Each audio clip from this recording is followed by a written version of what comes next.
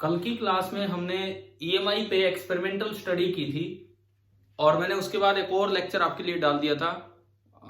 उस प्लेलिस्ट में से आपकी प्लेलिस्ट में डाल दिया गया था एक्सपेरिमेंटल स्टडी वाला, जिसमें ज्यादातर चीजें आपने पढ़ी हुई थी, जस्ट फॉर रिवीजन वो चीज डाली गई थी। किसी ने देखा है वो वाला लेक्चर एक्सपेरिमेंटल स्टडी वाला?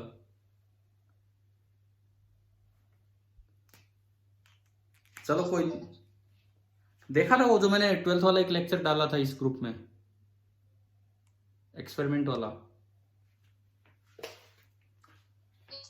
ठीक है, अभी देखिए आज की क्लास में हम क्या रिवाइज कर रहे होंगे बताता हूं मैं, थोड़ी शुरुआत करने के बाद फिर बताता हूं। मैग्नेटिक फ्लक्स जब भी आप लिखते हो तो उसमें तीन चीजें आती हैं, B, area and angle between B and A. Mainly ये तीन चीजें आती हैं। अब हम ये चाहते हैं कि अगर आप ईएमआई मतलब इलेक्ट्रोमैग्नेटिक इंडक्शन चाहते हो, आप चाहते हो कि मैग्नेटिक फील्ड की वजह से ईएमएफ इंड्यूस और करंट आए, तो वो मैग्नेटिक फ्लक्स टाइम के साथ चेंज होना चाहिए। तो इसको चेंज करवाने के तीन तरीके। पहला तरीका, या तो B as a function of time हो, बी चेंज हो रहा हो टाइम के साथ। दूसरा तरीका, area of the loop change हो रहा हो टाइम के साथ। एंड तीसरा तरीका, थीटा चेंज हो रहा हो टाइम के साथ। तो इन तीन तरीकों से हम इलेक्ट्रोमैग्नेटिक इंडक्शन करवा सकते हैं। इन तीन मेथड से हम इलेक्ट्रोमैग्नेटिक इंडक्शन करवा सकते हैं। तो इसमें अगर देखा जाए, सबसे पहली बात, B as a function of time, इसमें क्या होता है, लूप तो फिक्स होता है, आप लूप को चेंज नहीं करते हैं, ना ओरिएंटेशन को ना उसके एरिया को। और कोई मैग्नेट होगा, आप उसको पास या दूर लेके जा रहे होंगे, ये पहला तरीका है। लेकिन इसमें पूरा लूप स्टेशनरी होता है। पूरा लूप स्टेशनरी होने की वजह से ये जो ईएमआई होता है, ये वाला ईएमआई, इसे क्या नाम दिया जाता है, हमने पहले भी वर्ड यूज किया होगा, इसको हम बोलते हैं, ये कौन सा ईएमआई है, स्टैटिक ईएमआई। समझ गए हो, ये है आपका स्टैटिक ईएमआई। ठीक है, उसके बाद आप दूसरा देखिए, इसमें क्या होता था कि जैसे तीन पार्ट लूप के फिक्स हैं, लेकिन एक मूविंग वायर ले लिया आपने, फील्ड है, अब एक वायर मूव करती जा रही है फ्रेम में, तो एरिया बढ़ता जा रहा है, लेकिन ये काउंट होता है मोशनल ईएमआई की कैटेगरी में, क्योंकि लूप का एक पार्ट मूव कर रहा है। मोशनल ईएमआई, इसमें ट्रांसलेशन रोटेशन दोनों हमने पढ़े हैं। और तीसरा जो हम पढ़ते थे, जनरेटर, जिसके अंदर क्या होता है, बी जो है वो भी फिक्स है, एरिया का मैग्नीट्यूड बी फिक्स है, परंतु ये टर्न कर रहा है, जिससे एरिया और बी के बीच का एंगल चेंज होगा। और आप इसको भी डाल सकते हो मोशनल ईएमआई की कैटेगरी में, लेकिन ये फिक्स टाइम के बाद रिपीटिशन होता है, तो इसको अक्सर पीरियोडिक ईएमआई भी बोल देते हैं, मोशनल के अंदर पीरियोडिक ईएमआई। तो ईएमआई इलेक्ट्रोमैग्नेटिक इंडक्शन के मेनली ये तीन तरीके हैं, या तो आप बी को चेंज करवाओ, या एरिया को चेंज करवाओ, या एंगल को चेंज करवाओ। ये एंगल चेंज होने वाला काम हमने पढ़ा जनरेटर में, अभी तो रिवीजन क्लासेस चल रही हैं। ये वाला जो काम था, इसके अंदर दो पढ़े थे, एक ट्रांसलेशनल मोशन बीएलवी, थोड़ा अगर फॉर्मूला याद आए, और एक rotational motion half B omega L square. मैं बोल रहा हूं तो ये फॉर्मूले याद आ रहे हैं, कुछ ऐसा पढ़ाया गया है, BLV and half B omega L square. ठीक है, लेकिन स्टैटिक ईएमआई, आज का जो रिवीजन लेक्चर है स्टैटिक ईएमआई पे ही हम लेंगे, कि स्टैटिक ईएमआई जो है उसमें आप लूप को मूव नहीं कराते हैं। तो देखते हैं कि उसके अंदर क्या होना है, उसके अंदर किस तरह के सवाल पूछे जा सकते हैं। क्वेश्चंस के थ्रू ही आज के लेक्चर को हम आगे बढ़ाएंगे, स्टैटिक ईएमआई वाला लेक्चर। देखो, एक बड़ा कॉमन सा क्वेश्चन है, हो सकता है आपने कर रखा हो, फिर भी आप जवाब देंगे ढंग से। जैसे एक कंडक्टिंग लूप है, ये फिक्स है, एयर में फिक्स कर रखा है, this is a conducting loop. पूरा क्लोज लूप है, conducting close loop.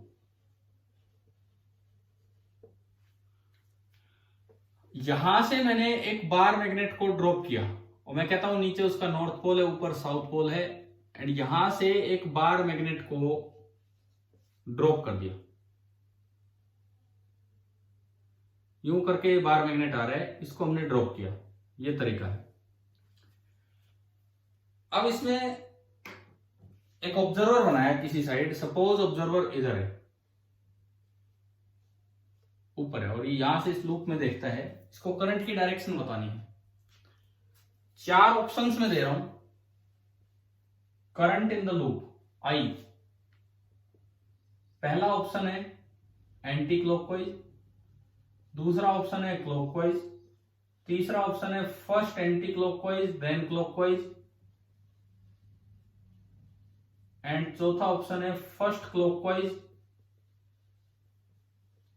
Then anti clockwise. बताइए, जिस तरह से ऑब्जर्वर बनाया है इसके अकॉर्डिंग आप बताओ।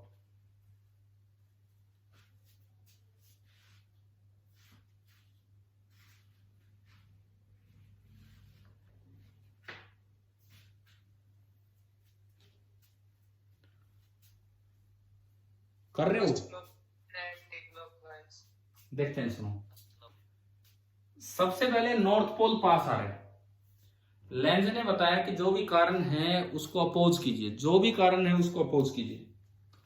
अगर नॉर्थ पोल पास आ रहा है तो अपोज करने के लिए, रिपेल करने के लिए ऊपर नॉर्थ बनेगा और नीचे साउथ। ऊपर नॉर्थ बनवाना है तो करंट ऐसे आएगा, यूं। अब मैं ऑब्जर्वर हूं, मैं इसे देख रहा हूं और ये करंट ऐसे आ रहा है, तो ये मेरे लिए क्लॉकवाइज है कि एंटी क्लॉकवाइज? ये मैं देख रहा हूं, ये यूं डायरेक्शन मेरे लिए क्लॉकवाइज में कौन सी डायरेक्शन है? Anti clockwise. तो पहले तो एंटी क्लॉकवाइज है, पहले तो एंटी क्लॉकवाइज है। अब या तो ये वाला ऑप्शन होगा या फिर ये वाला होगा। उसके बाद जब ये मैग्नेट यहां से निकल लेगा, जब ये मैग्नेट यहां से निकल लेगा, साउथ दूर जा रहा है, साउथ दूर जा रहा है, तो साउथ को दूर जाने से रोकने के लिए इस लूप में नीचे नॉर्थ बनेगा, वो साउथ को अपनी तरफ अट्रैक्ट करेगा, और ये साउथ हो गया। अब अगर देखें तो करंट यूं बना, तभी तो नॉर्थ इसका नीचे बनेगा, तो करंट ये बन गया इस लूप में। अब आप देख रहे हो तो करंट यूं दिख रहा है, ये कौन सी डायरेक्शन है? क्लॉकवाइज। तो कौन सा आंसर आ गया? First anti clockwise and then clockwise. ये आपका आंसर आया, first anti clockwise and then clockwise. समझ में आ गया ये वाला सवाल? ठीक है।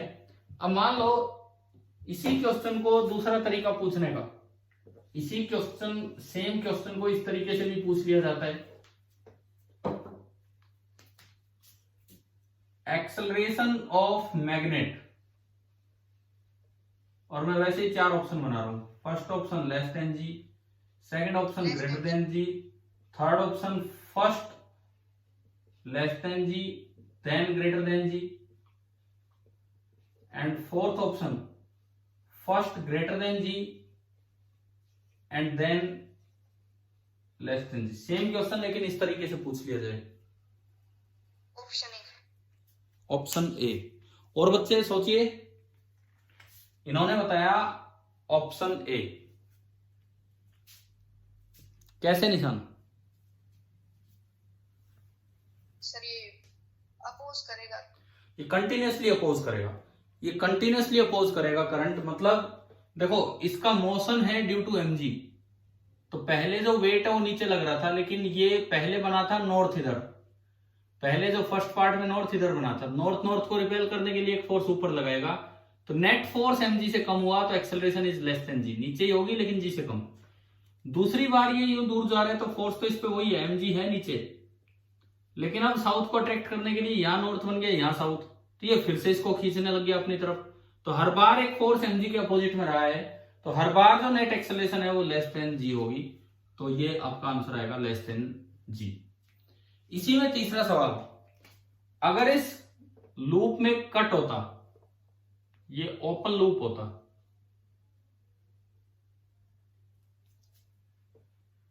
अब क्या आंसर होगा एक्सेलरेशन ऑफ मैग्नेट का? सॉरी, इन चारों में से होगा या अलग से ऑप्शन देना पड़ेगा?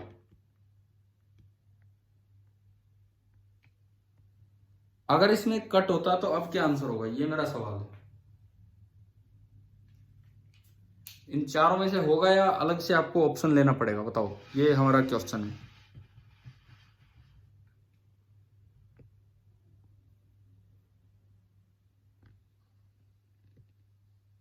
बताओ, आप बताओ।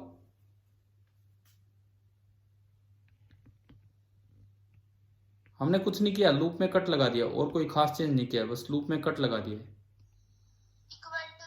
इक्वल टू जी, क्योंकि अब करंट आ ही नहीं पाएगा। अगर कट लगा दिया, कहने को तो कह देते हैं कि ईएमएफ इंड्यूस हो गया, बट वो एक नॉनसेंस सी बात है। उस ईएमएफ का क्या मतलब है? ईएमएफ ना तो कोई यहाँ बैटरी बन रही है, ईएमएफ दिखेगा तब जब करंट होगा, तो उस ईएमएफ का कोई लॉजिक ही नहीं है कि कुछ हुआ है कि नहीं हुआ है, कोई मतलब ही नहीं है। तो जो करंट आया वो तो जीरो है, करंट आया वो तो जीरो है, तो करंट ही नहीं है, तो ना ये इधर अपोज कर पाएगा ना इधर अपोज कर पाएगा। और अगर ये ओपन लूप होगा तो acceleration will be always equal to g. इस तरह के सवाल अगर कहीं आते हैं तो कर लेंगे ना आप ईएमआई में, ये वाले, ठीक है। ये स्टैटिक ईएमआई पे बेस्ड क्वेश्चन है।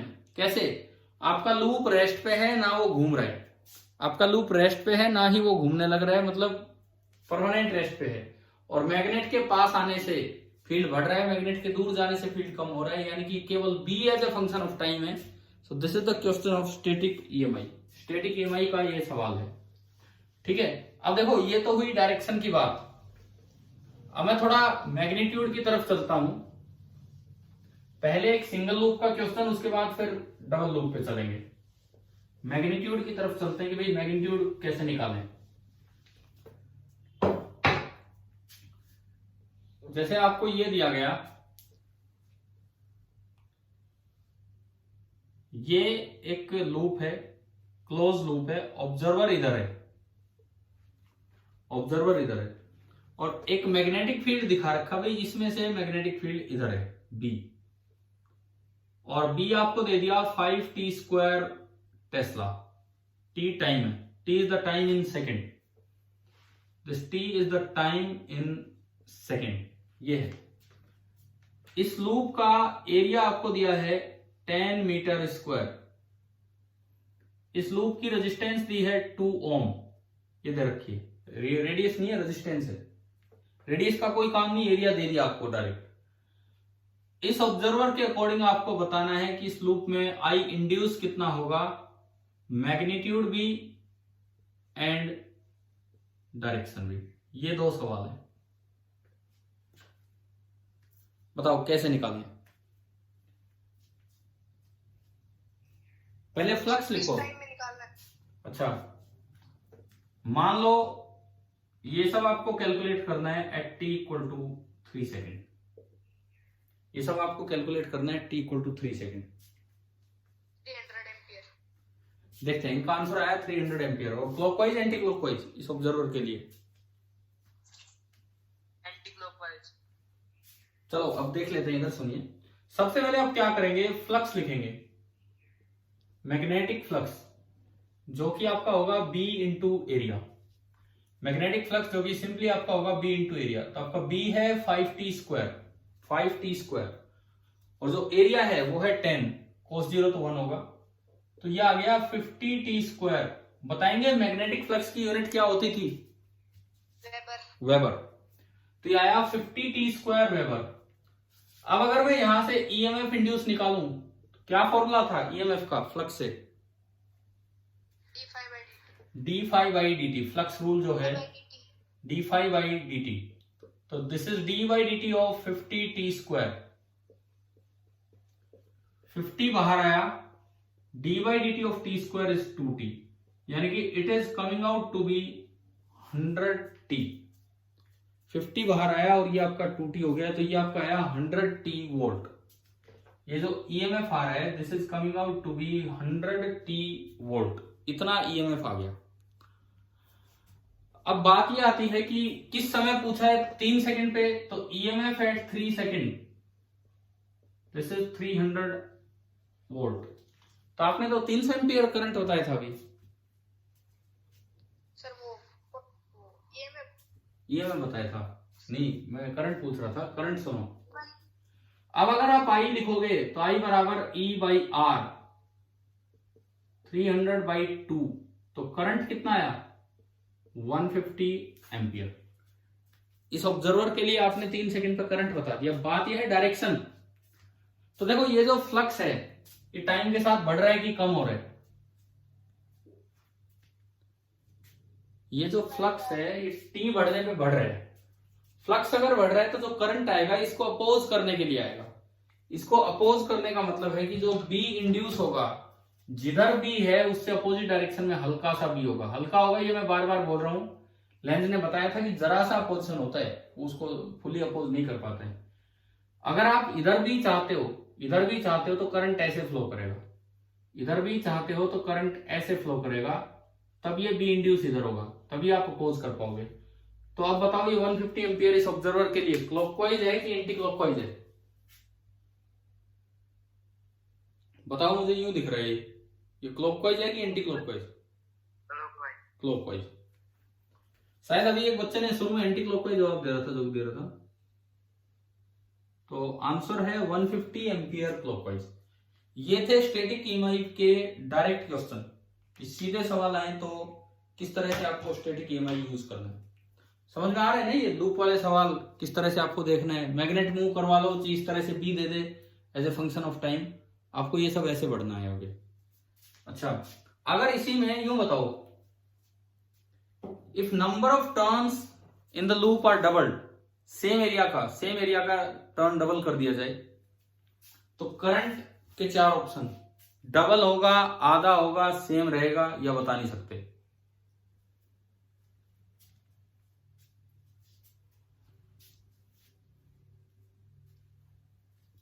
अगर मैंने नंबर ऑफ टर्न्स डबल कर दिए सेम एरिया के, इतना ही एरिया जितना अभी था, इसी एरिया के 2 टर्न बना दिए सेम मटेरियल के, तो अब आपको बताना है कि करंट डबल होगा, आधा होगा, सेम रहेगा, या कैन नॉट टेल।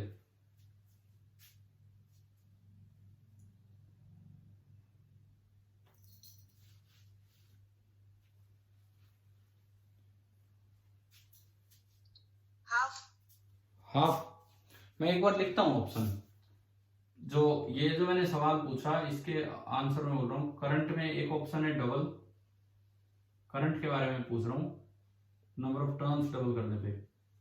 दूसरा ऑप्शन है आधा हो जाएगा, सेम, एंड चौथा है कि भाई हम बता नहीं पा रहे क्या है क्या नहीं।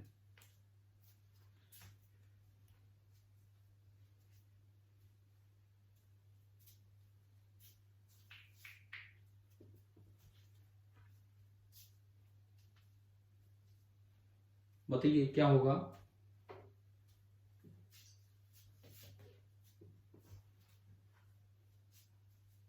एक बच्चे ने बोला आधा हो जाएगा, एक आंसर जो अभी तक आया है वो ये है कि हाफ हो जाएगा। सबसे पहली बात, क्या ईएमएफ पे कोई फर्क पड़ेगा?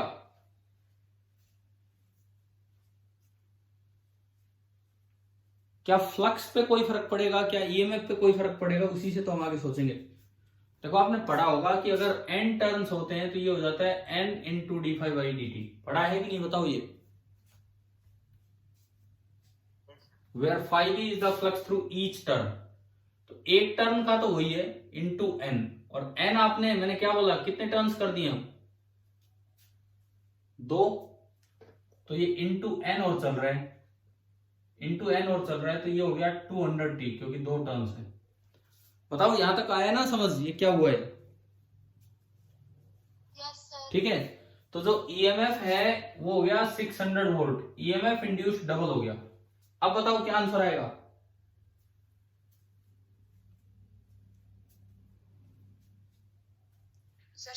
सेम। क्या कारण? ईएमएफ डबल हो गया फिर भी सेम क्यों? रेजिस्टेंस भी। हाँ, क्योंकि लेंथ भी तो डबल होगी, वही क्रॉस सेक्शन फिर दोबारा से उसी वायर का आपने एक और टर्न कर दिया, तो लेंथ डबल होने से अब जो रेजिस्टेंस है वो 4 ओम हो जाएगी। तो जो नया करंट होगा वो होगा 600 वोल्ट अपॉन 4 ओम। अगेन आपका 150 एम्पियर आना है, सेम इसी तरीके से। समझ में आया? हाफ तो मैंने खैर सोचा नहीं था, जो आपने हाफ आंसर दिया, मैं सोच रहा था कि ज्यादा से ज्यादा डबल बता देंगे बच्चे, क्योंकि ईएमएफ डबल होता है। लेकिन अभी बताओ, अभी क्लियर हो गया कि नहीं ये वाला सवाल? Yes, sir. ठीक है। अब इसके बाद देखिए स्टैटिक ईएमआई में अगला सवाल। अब एक नहीं, मैं दो लूप लूंगा, दो लूप हम लेके फिर बनाएंगे और ऑब्जर्वर किसी एक लूप के सामने रखेंगे।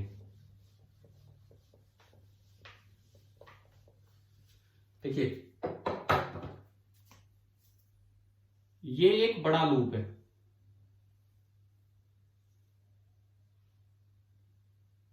ये क्रॉस करके वायर जा रही है, और ये एक छोटा लूप है, कनेक्टिंग लूप्स हैं। इसकी लेंथ दी है 2 मीटर।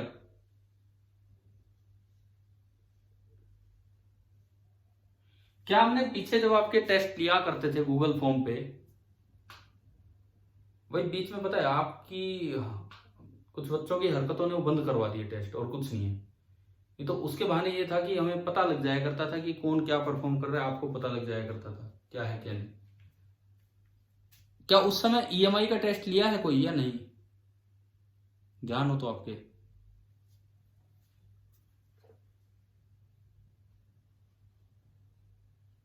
बताएंगे आप कि उस समय अलग से ईएमआई का कोई टेस्ट लिया था या नहीं लिया था आपके टाइम पे, जो गूगल फॉर्म पे टेस्ट होते थे? तो ध्यान नहीं आ रहा है? लिया है सर। लिया है, ठीक है। तो वो एज अ सीपीपी आपके पास होगा, तो अपना एटलीस्ट तो रिवाइज करके रखें, ठीक है। और अगर देखते हैं अगर दोबारा लिया जाएगा तो फिर लेंगे आपका टेस्ट। पहले अपना ईएमआई कंप्लीट रिवाइज कीजिए इस वीक में। ये देखो 2 मीटर 2 मीटर 1 मीटर 1 मीटर, ये 2 स्क्वायर का एक लूप है, और आपको ये दिया गया है कि रेजिस्टेंस पर यूनिट लेंथ, इस लूप में पर यूनिट लेंथ जो रेजिस्टेंस है, दिस इज 10 ओम पर मीटर। 10 ओम पर मीटर इसकी रेजिस्टेंस है पर यूनिट लेंथ, ये आपको दिया गया है। और इस इलाके में बी आपने लगा रखा है अंदर की तरफ, पूरे इलाके में, ना केवल इस लूप में बल्कि पूरे इलाके में। इस तरह से एक मैग्नेटिक फील्ड है और वो अंदर की तरफ है।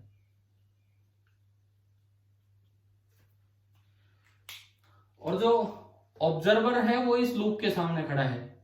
ऑब्जर्वर को कोई मतलब नहीं दूसरे लूप से, वो तो केवल इस पे नजर लगाए हुए, इस पे नजर लगाए हुए बस, इस लूप पे। ये हमारा ऑब्जर्वर है।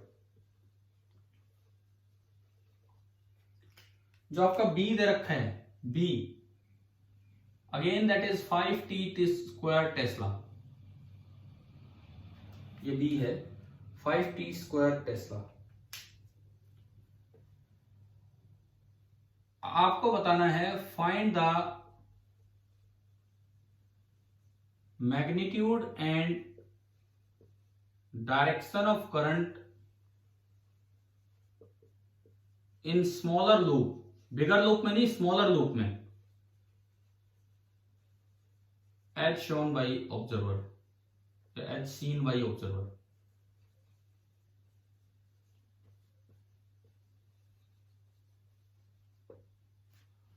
कीजिए।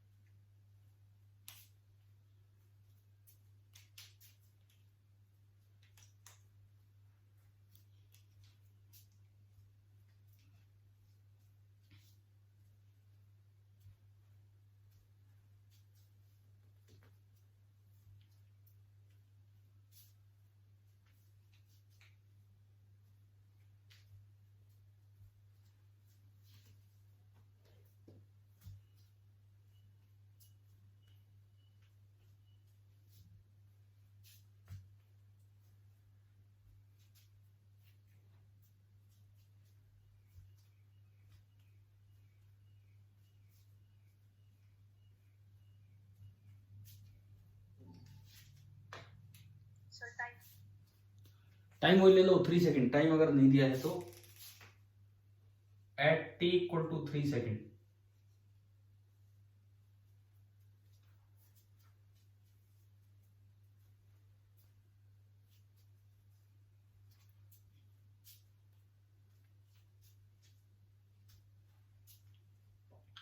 अगर यहाँ टी स्क्वायर नहीं होता ना, अगर यहाँ टी स्क्वायर नहीं होता, खाली टी होता, तब तो मुझे टाइम देना ही नहीं पड़ता, फिर तो ईएमएफ टाइम पे डिपेंड ही नहीं करता, इस तरह का आता।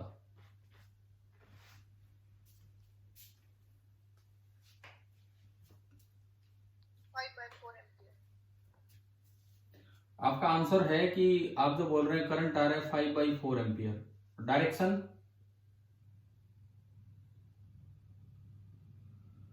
जिस तरह से ऑब्जर्वर देख रहा है उसके अकॉर्डिंग डायरेक्शन।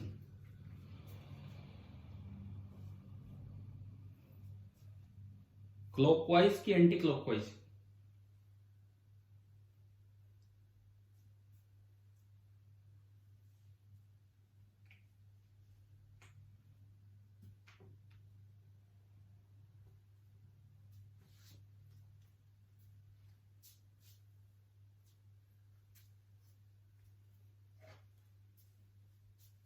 क्लॉकवाइज। डायरेक्शन आपने बोली है क्लॉकवाइज। अभी भी चेक करते हैं बाकी बच्चों ने कर लिया क्या ट्राई। देखो कॉमनली जो बच्चे जैसे स्टार्ट करते हैं इस सवाल को, पहले मैं उस चीज पे आता हूं। भाई मुझे छोटे लूप में देखना है, तो बड़े से मुझे क्या मतलब, मुझे तो छोटे लूप से मतलब होना चाहिए। तो मैं अपना सॉल्यूशन इस तरह स्टार्ट करता हूं। छोटे लूप को अगर मैं देखता हूं तो छोटे लूप का एरिया कितना है, स्क्वायर लूप है ये 1 × 1 1 मीटर स्क्वायर।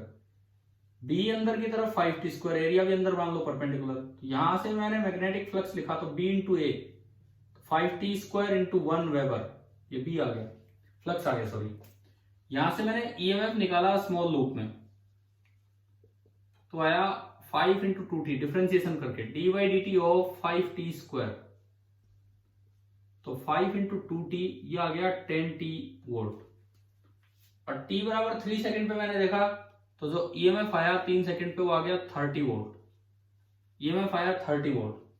अब ये तो इसकी रेजिस्टेंस कितनी है, 40 हाँ 10 ओम 10 ओम 10 ओम और 10 ओम, तो 40 ओम। इसकी रेजिस्टेंस है आपकी 40 ओम। ईएमएफ आया 30 वोल्ट, रेजिस्टेंस आया 40 ओम, तो करंट दिखता है, करंट बराबर स्मॉल लूप में जो करंट होगा that will be equal to 30/40 यानी कि 3/4 एम्पियर। अक्सर करंट का यह आंसर दिया जाता है इस तरह के सवाल में, 3/4 एम्पियर। और डायरेक्शन बोले ये जो फ्लक्स है ये बढ़ रहा है टाइम के साथ, बढ़ रहा है तो इसको अपोज करने के लिए करंट आएगा। अपोज कैसे होगा, क्योंकि क्रॉस लगा रखे बी में तो डॉट का भी आएगा, तो जो फील्ड इंड्यूस होगा वो ऐसा होगा कि डॉट बने, यानी कि वो करंट ऐसे आए।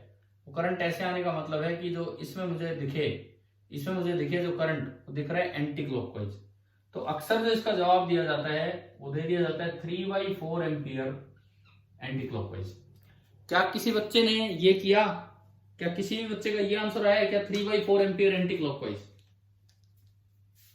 बताओ अगर ये भी आया तो कम से कम इतना तो किया, क्योंकि निकालना तो ये भी पड़ेगा अभी फाइनल आंसर तक जाने के लिए, एक स्टेप ये भी है उसका। फिर पूछता हूं मैं किसी का आंसर आया है 3/4 एंटी क्लॉकवाइज? चलो ठीक है, नहीं आया तो बहुत अच्छी बात है, क्योंकि इसमें क्या मिस्टेक है, आपने ये तो ध्यान ही नहीं दिया कि ये लूप सीधा नहीं जुड़ा हुआ है, ये बंद नहीं है यहाँ पे लूप, ये दूसरे लूप से जुड़ा हुआ है, तो उसका असर भी होगा, उस दूसरे लूप का असर भी होगा। तो मैं एक बार दूसरे लूप में और निकाल लूं कि क्या कुछ होना है। तो दूसरे लूप में अगर मैं फ्लक्स लिखूं, तो इसका एरिया कितना है इस दूसरे लूप का, 4 मीटर स्क्वायर।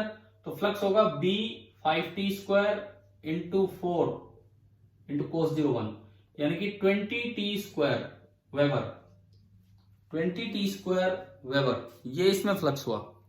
यहां से आपने ईएमएफ निकाला लार्ज लूप में, बड़े लूप में, d5/dt करोगे तो आया 40t, d∅/dt आपने किया तो 2 पीछे आके मल्टीप्लाई होगा आगे आके, तो 40t वोल्ट हो गया, 40t वोल्ट।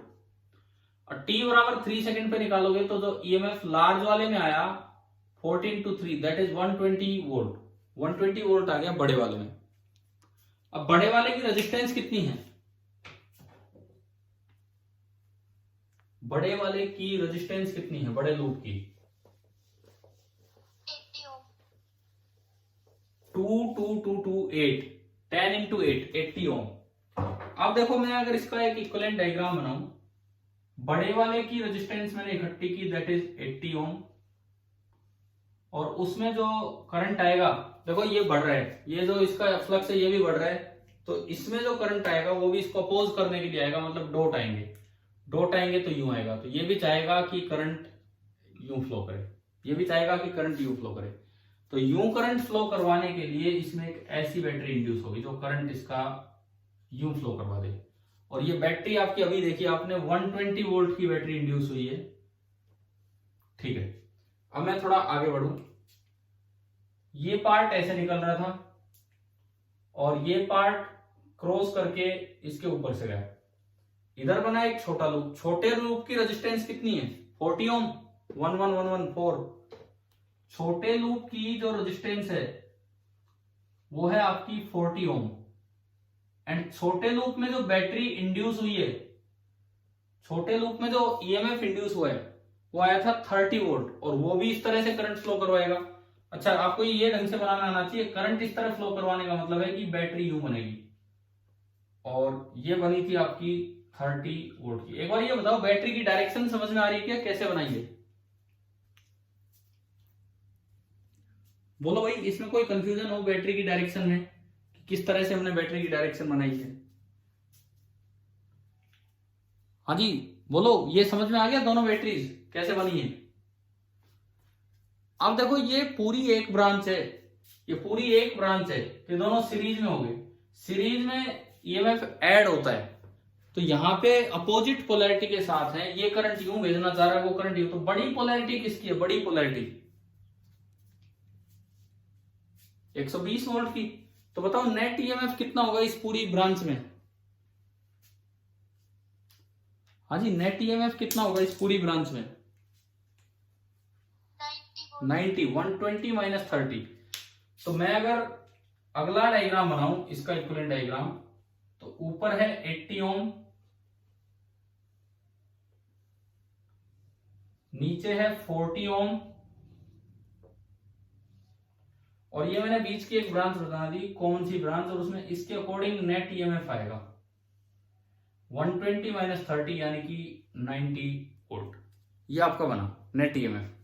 अब देखो ये दोनों सीरीज में हैं, करंट इसके अकॉर्डिंग चलेगा, करंट इसके अकॉर्डिंग चलेगा यूं, और ये दोनों रेजिस्टेंस सीरीज में हैं, एंड 80 एंड 40 रेजिस्टेंस तो ऐड होंगी 120, तो जो करंट इंड्यूस हुआ that is EMF upon resistance, EMF है 90 वोल्ट और रेजिस्टेंस है 120 ओम, 0 से 0 गया, 3 3 हो 3 4 12, तो 3/4 एम्पियर।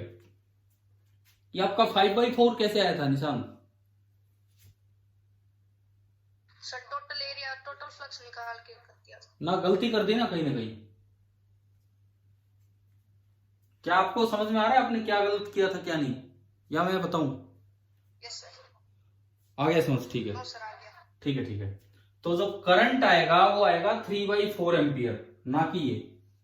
अच्छा डायरेक्शन अपनी मैच करो, जो छोटा लूप है उसमें तो करंट ऐसे ही फ्लो कर रहा है, मतलब क्लॉकवाइज, करंट क्लॉकवाइज फ्लो कर रहा है, तो इट मींस इनकी डायरेक्शन तो सही थी, लेकिन इस आंसर में मैग्नीट्यूड गलत दिया था, तो सही आंसर इस छोटे लूप का होगा 3/4 एम्पियर क्लॉकवाइज।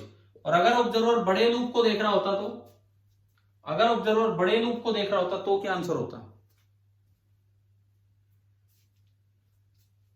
करंट तो सेम ही रहता। करंट तो सेम ही रहता 3/4 एम्पियर, लेकिन डायरेक्शन आपकी हो जाती एंटी क्लॉकवाइज।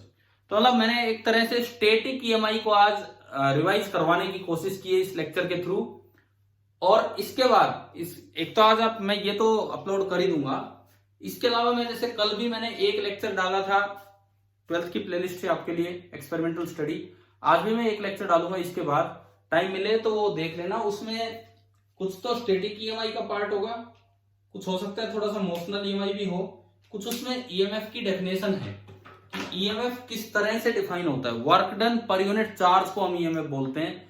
तो कैसे एक अल्टरनेट तरीका है वो भी आप देखना।